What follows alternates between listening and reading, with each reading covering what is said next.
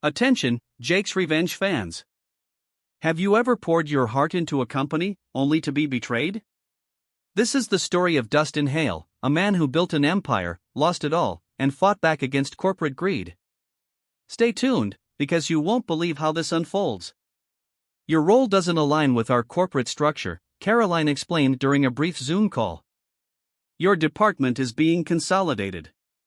My name is Dustin Hail, 44 years old, Senior Development Director at Red Forge Technologies in Boulder, Colorado. For 12 years, I had built systems and led teams that transformed us from a struggling startup into a respected name in energy solutions. Every major platform we created, every innovative process, I had my fingerprints all over them. I didn't argue or display any emotion when Caroline delivered the news. I simply asked about the transition process and logged off, professional to the end. That was 3 weeks ago. Jake's Revenge viewers, imagine this: 12 years of loyalty, and they cut you loose without a second thought. Today, I sat in my home office reviewing the non-compete clause in my contract. The language had loopholes, big ones. The acquiring company's legal team had been sloppy, probably assuming employees from a smaller firm wouldn't notice or have the resources to fight back. Their mistake. My phone buzzed with another message from Jason, our lead system architect, the fifth engineer to reach out since the acquisition announcement. You were right about the new management. They're gutting the innovation pipeline. Are you still thinking about that project we discussed? I set my phone down without responding. Not yet. Timing mattered. The acquisition had been celebrated across the industry. Triumph Energy Corporation, a Fortune 500 behemoth, absorbing our promising upstart company. The press release praised our complementary capabilities and shared vision. Caroline Vega, their newly appointed CEO for our division, had promised minimal disruption. We value the talent that built Red Forge. Empty words. The first layoffs came within 8 days. I opened my laptop and reviewed the business plan I'd been refining for months. Not because I predicted being fired, though I'd had suspicions, but because I saw the trajectory of the company changing even before the acquisition. The executives were chasing quarterly numbers instead of innovation. When Triumph made their offer, our leadership team practically tripped over themselves accepting it. Their eagerness should have been the first warning sign. In the kitchen, I poured a cup of coffee and looked at the whiteboard I'd mounted on the wall. It contained the names of Red Forge's top clients, their pain points, and the solutions our team had built. Solutions that would soon be dismantled by people who didn't understand them. Below the client names was a list of 5 engineers, the best minds at Red Forge, people I had personally mentored, people who were now privately asking me what came next. I hadn't answered them yet because my plan wasn't quite ready, but it would be soon. I had joined Red Forge when it was just 11 people working out of a converted warehouse. The founder, Harold Thompson, had a vision for revolutionizing commercial energy monitoring systems, but lacked the technical framework to execute it. I created that framework, building our first viable product, working 80-hour weeks, while my marriage slowly collapsed under the strain. "You're married to that company," my ex-wife said during our final argument. She wasn't wrong. For over a decade, I declined offers from larger competitors with better salaries and benefits. Harold made me feel valued. "This is your company, too, Dustin," he would say. We didn't have formal equity agreements, a mistake I now recognize. But there was always the promise that loyalty would be rewarded when the company succeeded.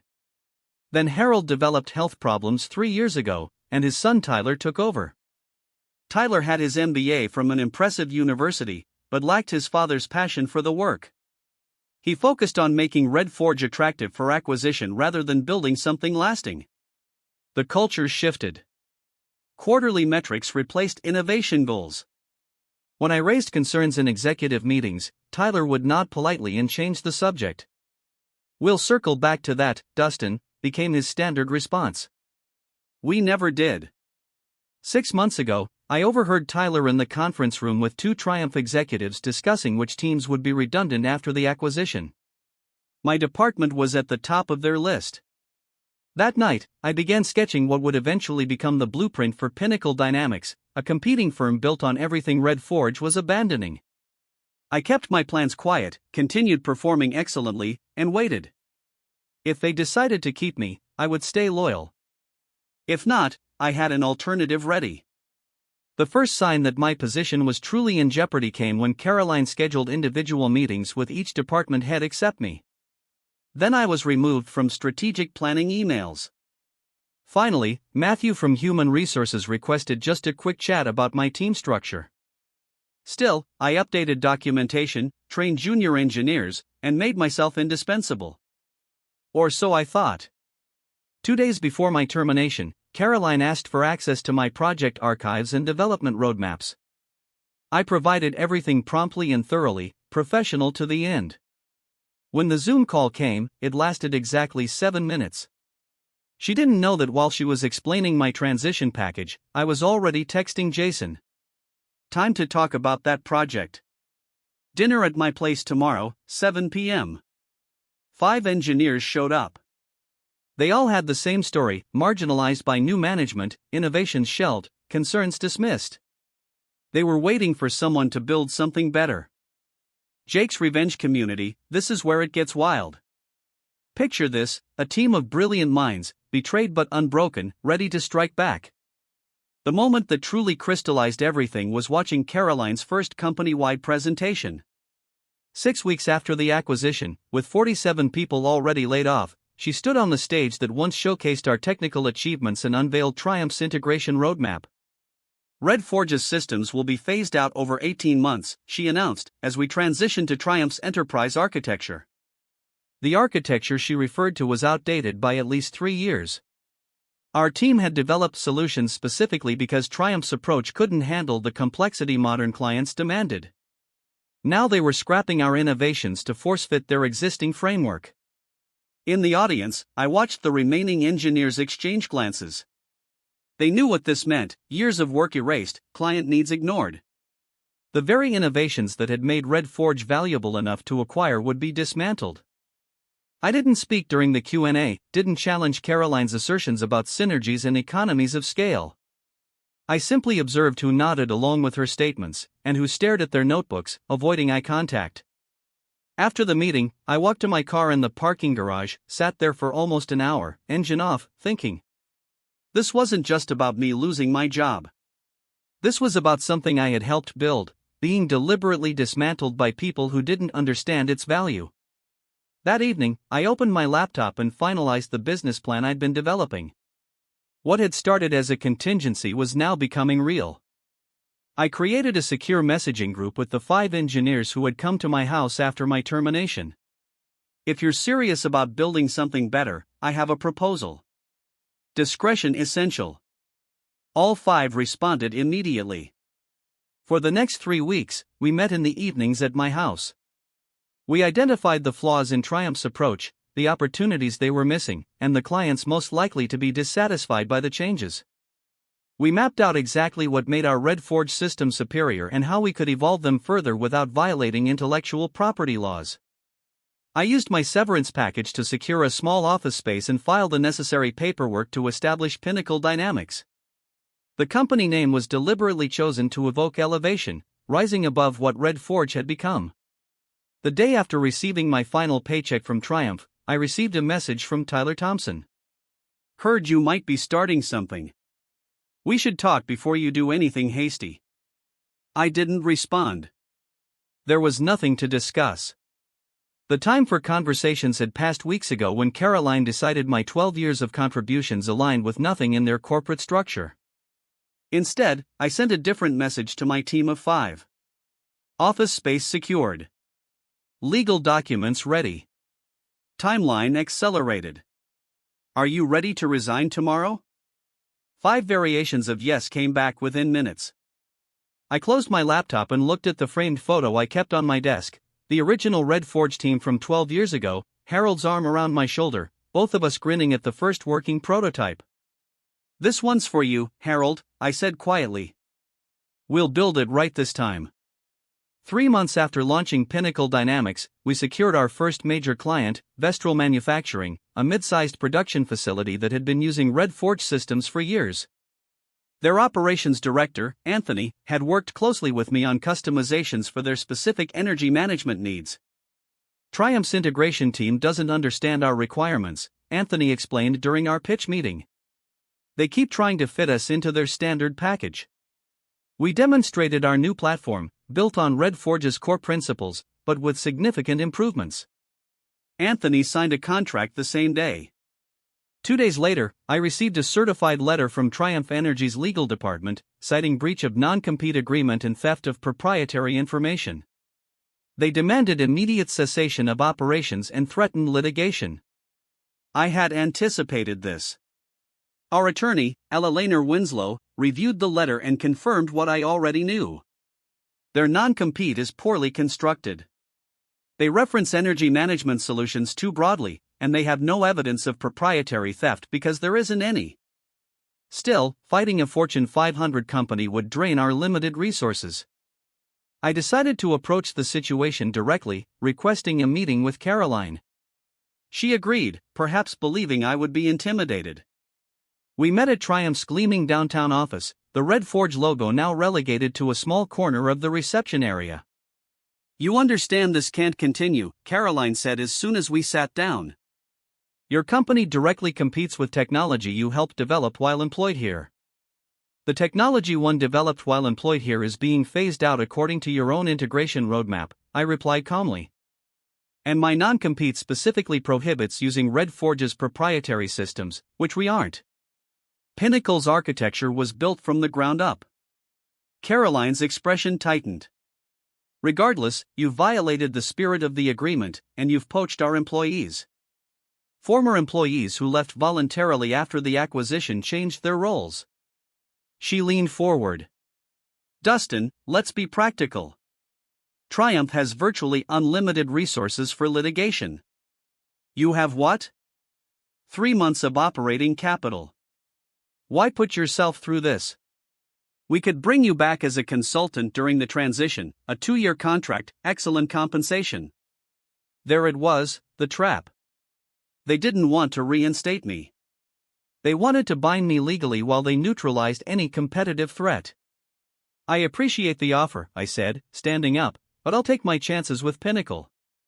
That afternoon, Triumph escalated.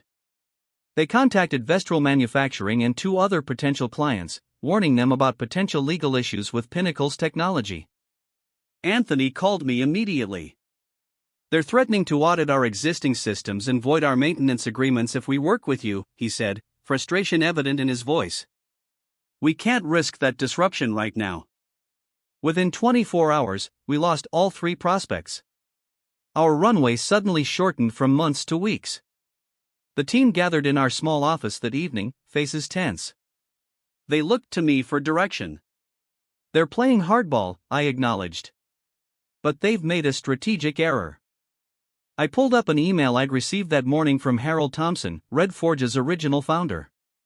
He'd been silently watching the acquisition unfold from retirement. "Dustin, I've been following what's happening. Triumph didn't just acquire Red Forge's technology, they acquired its problems, too. Call me. I think we can help each other." I looked at my team. Triumph is so focused on crushing us that they're neglecting their integration. We know the weaknesses in Red Forge's original architecture better than anyone. Harold says they're already experiencing system failures with key clients. Jason nodded slowly, understanding dawning on his face. "And those clients will need solutions fast. Solutions Triumph can't deliver in time." "Exactly," I said. "They're trying to bury us in legal threats while their technical foundation crumbles. We don't need to fight them directly. We just need to be ready when their clients start looking for alternatives." The meeting with Harold changed everything. We met at his lake house outside Boulder, away from corporate eyes. At 72, he moved more slowly than when we worked together, but his mind remained sharp. "They didn't just buy Red Forge for the technology," Harold explained, spreading documents across his dining table. "They bought it for the client contracts, specifically the Meridian Energy Group account. Meridian was our largest client, a regional utility provider serving 3 states. Their contract alone represented 30% of Red Forge's annual revenue. What Triumph doesn't understand is that Meridian's infrastructure requirements are unique, Harold continued. Their grid management system was customized extensively. You led that project, Dustin. I nodded. For years of development, nearly burned out my entire team getting it right. Harold slid a confidential memo across the table, internal Triumph communications forwarded by a board member who remained loyal to him. They're promising Meridian's seamless integration while planning to force them onto standard Triumph architecture. The timeline is impossible.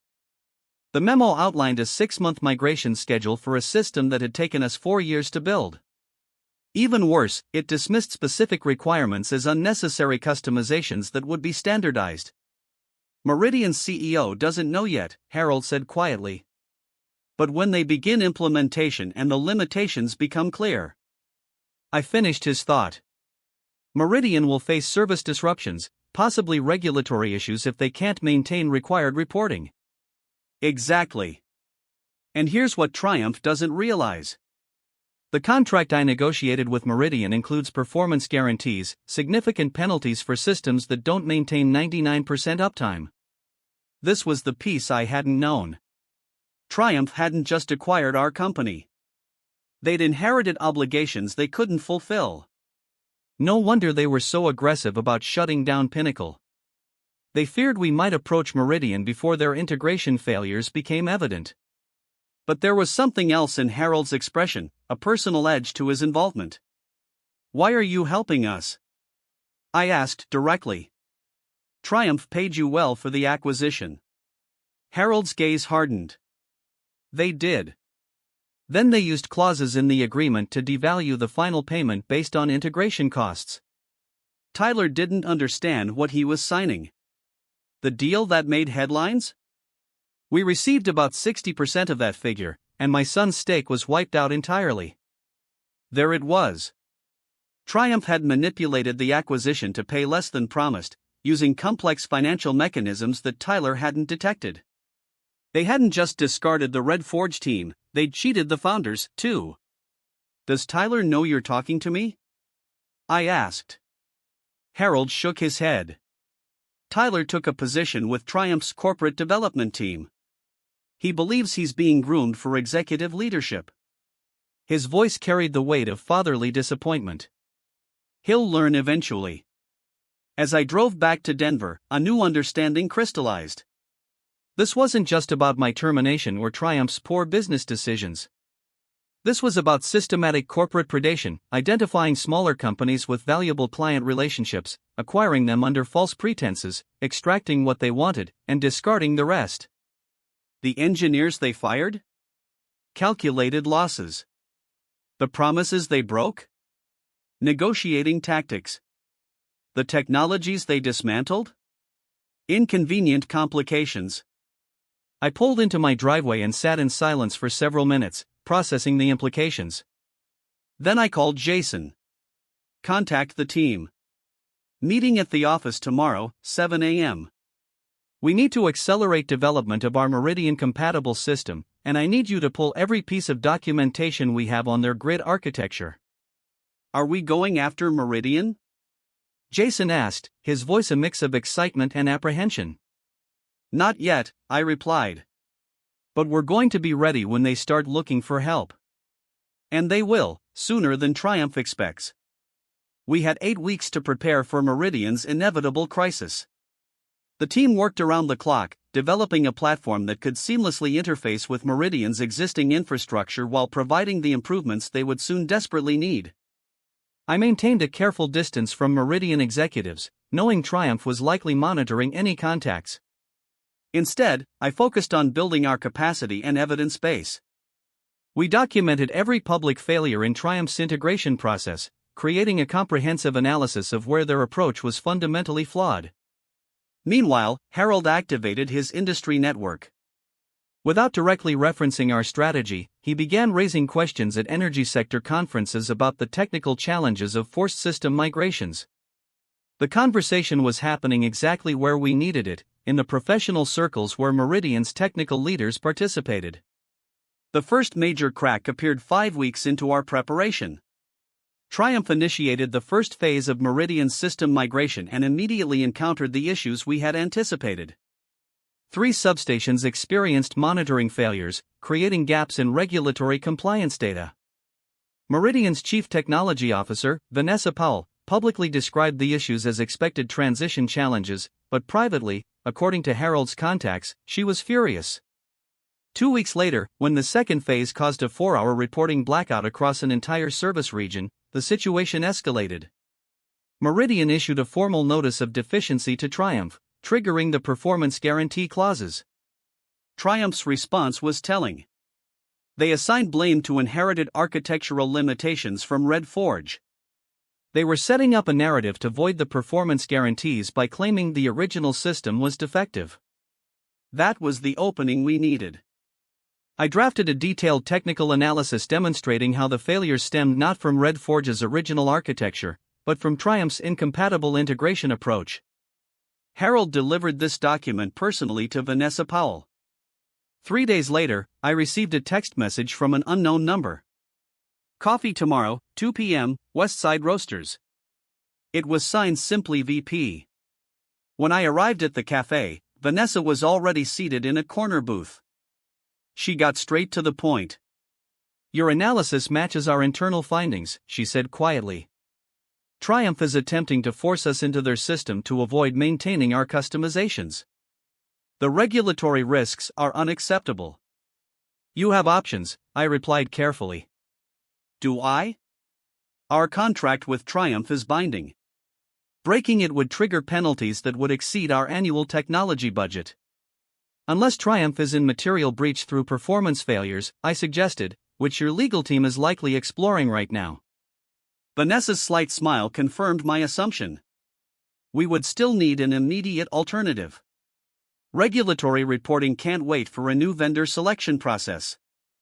I slid a flash drive across the table. This contains a technical overview of Pinnacle's platform. It was built specifically to address the issues you're experiencing. We can deploy within 3 weeks with 0 regulatory interruption. She pocketed the drive without examining it. Triumph claims you violated non-compete agreements. They've made that claim, yes, but their legal position has significant weaknesses, which our counsel has documented. I provided a second flash drive. This contains our attorney's analysis. Your legal team will find it illuminating. Vanessa nodded once. I'll be in touch. 2 days later, Triumph announced an emergency stabilization of Meridian systems, effectively admitting their integration approach had failed. Their stock dropped 8% by market close. That evening, I received an official request for proposal from Meridian Energy Group, bypassing their normal procurement process under emergency provisions. I gathered our team. This is it. Meridian needs a solution immediately, and we've built exactly what they require. Everything we've worked for comes down to this proposal. Jason looked around the room at our small but determined team. Should we be concerned about Triumph's response when they realize what's happening? I shook my head. They've created their own crisis. Now they'll have to watch us solve it. The Meridian board meeting was scheduled for 10 a.m. on a Thursday. By 10:45, my phone rang. Unanimous approval, Vanessa said without preamble. Expedited contract execution. We need implementation to begin Monday. Within the hour, our attorney confirmed the contract was clean. No hidden clauses or traps. Meridian had agreed to our full implementation fee plus a 3-year maintenance agreement. The numbers were substantial enough to secure Pinnacle's future for years. More importantly, the contract included a specific indemnification against Triumph's potential legal claims. Meridian's attorneys had reviewed our position and confirmed what we already knew: Triumph's non-compete claims couldn't stand up to serious scrutiny. The news hit the industry by mid-afternoon. Triumph's stock dropped another 12%. Their legal team immediately filed for an emergency injunction to block our contract. The hearing was scheduled for Monday morning, the same day our implementation was set to begin. When we arrived at the courthouse, Triumph had 4 attorneys present, led by their chief counsel. Caroline sat behind them, her expression tight with controlled anger. The judge reviewed the filings efficiently, then looked directly at Triumph's team. Your non-compete agreements appear to prohibit using proprietary Red Forge systems, but evidence suggests Pinnacle developed independent architecture. Furthermore, Meridian's filing demonstrates urgent public interest in maintaining utility service reliability. She denied the injunction without further deliberation. As we exited the courtroom, Caroline intercepted me in the hallway. "This isn't over," she said quietly. "Triumph doesn't lose." I met her gaze steadily. This was never about winning or losing. It was about building something that actually works. I walked past her to where my team waited. Together, we left to begin the implementation that would secure both Meridian's systems and Pinnacle's future. The quiet victory felt complete. 18 months after the Meridian contract, Pinnacle Dynamics had grown to 27 employees. We occupied the entire floor of a building in downtown Boulder with views of the mountains that had witnessed both my professional collapse and resurrection. The Meridian implementation had been flawless, completed ahead of schedule with zero service interruptions. Word spread through the industry. Four more major clients migrated to our platform within a year. Triumph eventually abandoned their legal pursuit, focusing instead on containing the damage to their energy division. Caroline Vega was reassigned to a subsidiary in another state. Tyler Thompson departed for a startup incubator, wiser for the experience. Harold occasionally stopped by our offices, pride evident as he watched a vision reborn. He never officially joined Pinnacle, but his guidance remained invaluable. On the second anniversary of my termination, I received an unexpected email from my former boss at Red Forge, the person who had hired me 12 years earlier. "You built something better than we ever could have," he wrote. "Several of us saw it coming, but couldn't prevent the acquisition. Some victories take time." I closed my laptop and walked to the conference room where our team was celebrating the completion of a new module. These were no longer just colleagues. They were partners who had taken the same risk I had, believing that competence and integrity would eventually outperform corporate politics. Later that evening, I stood alone on my deck at home, watching the sunset paint the mountains. The bitter taste of betrayal had faded, replaced by something unexpected: gratitude. Without Triumph's arrogance, without Caroline's dismissal, Pinnacle might never have existed. I hadn't just reclaimed my career. I'd built something more aligned with my values than Red Forge could have become under Triumph's direction. Sometimes, getting pushed out of the wrong place is exactly what you need to find the right one. Jake's Revenge fans, what did you think of Dustin's comeback? Smash that like button, hit subscribe, and let us know in the comments how you'd handle corporate betrayal. Stay tuned for more stories of resilience and revenge.